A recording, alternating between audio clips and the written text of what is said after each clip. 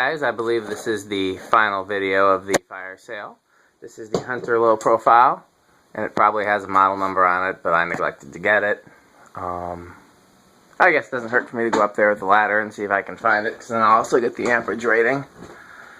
I broke another one of my rules and removed the J-hook because I particularly wanted to video this, and there was no way to mount it to the J-hook, no practical way at all without buying things. Okay, made in 94. Where's the amps? Right there, 0.85. Model number 22426. I don't know what the bigger number there is then.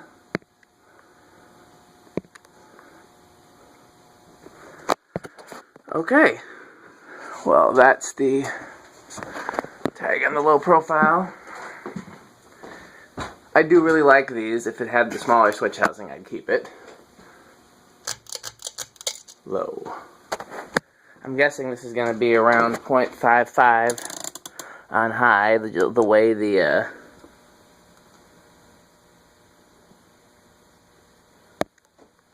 all the other spinner motor Hunters have been.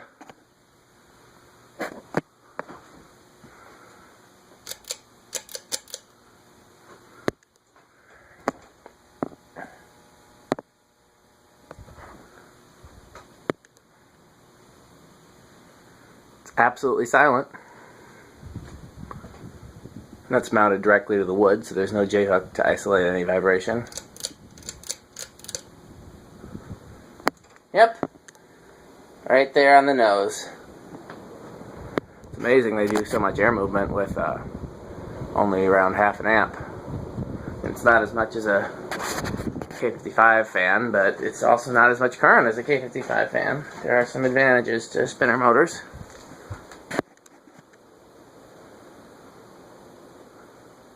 Yeah, I mean, it's clearly not as much air moved out here as like the Deltas and stuff, or Zephyrs rather, that I was testing earlier.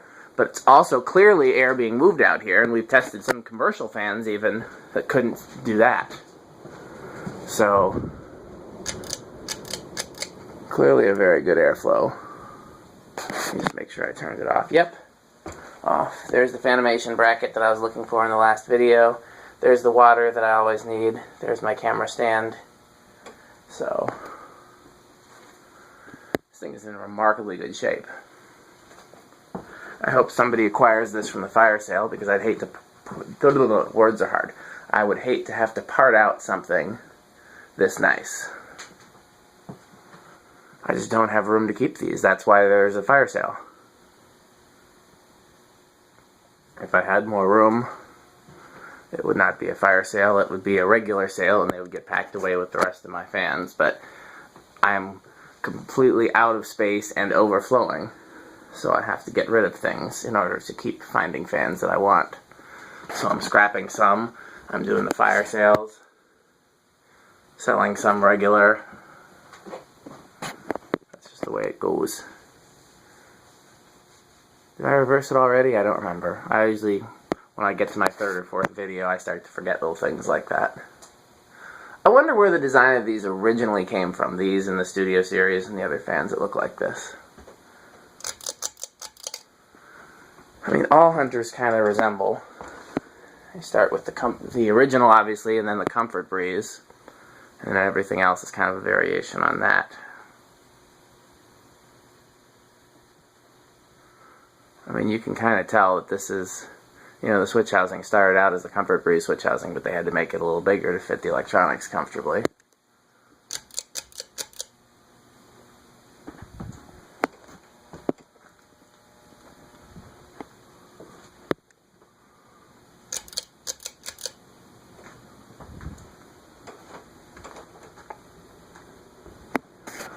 Yeah, if I know somebody that...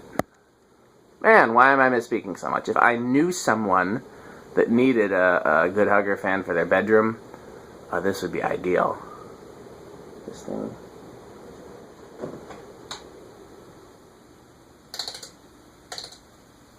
Definitely is a great choice for something like that.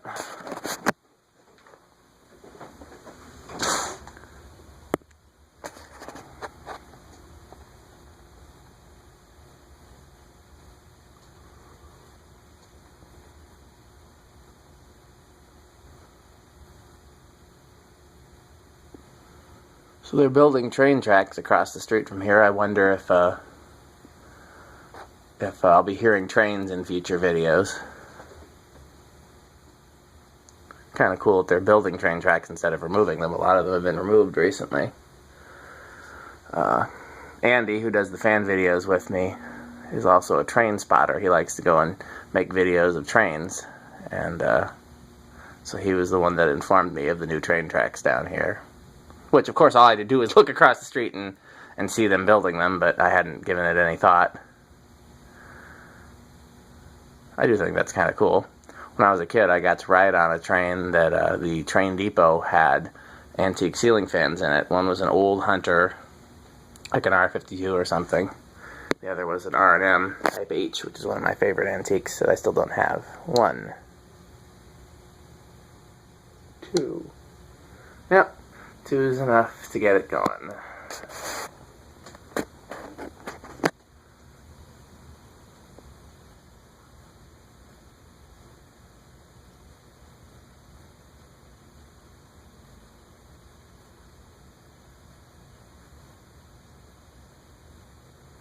Interesting, 2 is enough to get this going, 2 is enough to get a K55 motor Zephyr going that draws twice as much current, and yet they both draw 0.09 with the 2. That's very interesting. I'm sure that has something to do with the way the motor is wound. 3, 0.13, 4, 0.18, so this is what it would be like on a Emerson control.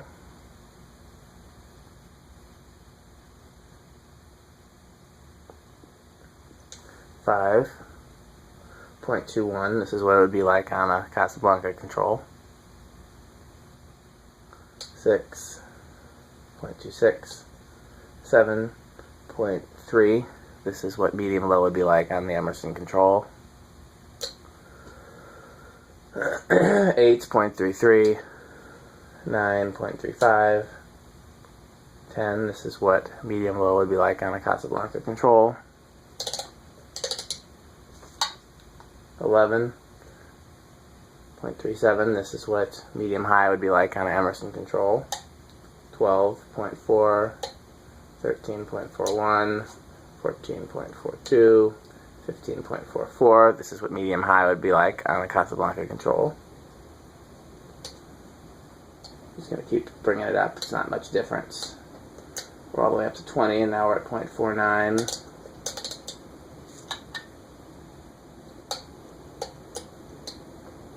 25.51, 30.52, 40.53, then high, of course, is 0.54. So not a whole lot of variation there.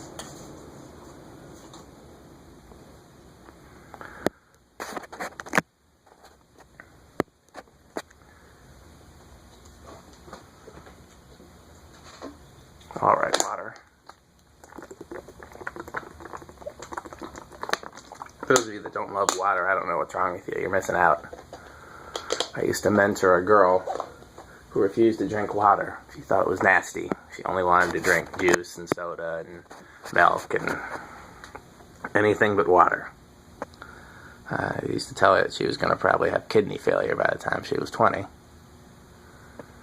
God forbid she discovered alcohol.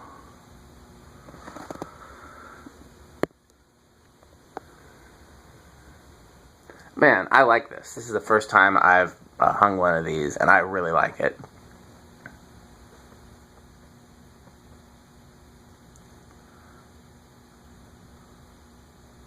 It's just such a classy late 80s, early 90s. I mean, if you're going to do a hugger fan, this is how you do a hugger fan, unless you can get a stack motor hugger fan. You know, this is one of the cooler huggers that you can get. Okay, let's inch it up on the variable speed. 0.04, 0.05, 0.06, 0.07, 0.08, 0.09. I thought we'd be, okay, yeah, there we go. Right around the same as the 2 microfarad.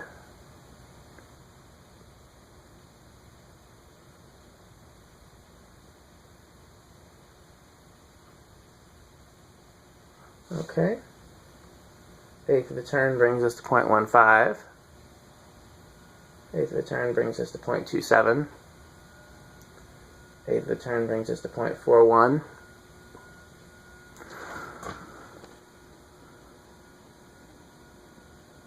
It's right on the line with the fluorescent light test. Another eighth of a turn brings us to 0.48, and then high.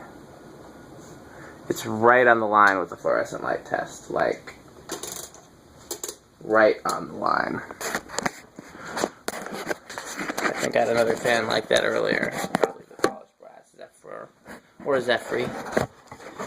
I'm doing this so that I can. Whoa! How do we get so zoomed in? How do we zoom out? I'm trying to put it on the stand so that I can start packing up for the night, because I got a lot to do yet tonight. And it's late, so this way I can start disconnecting things. Disconnected the test rig. Let's take that over to the spot where I keep it.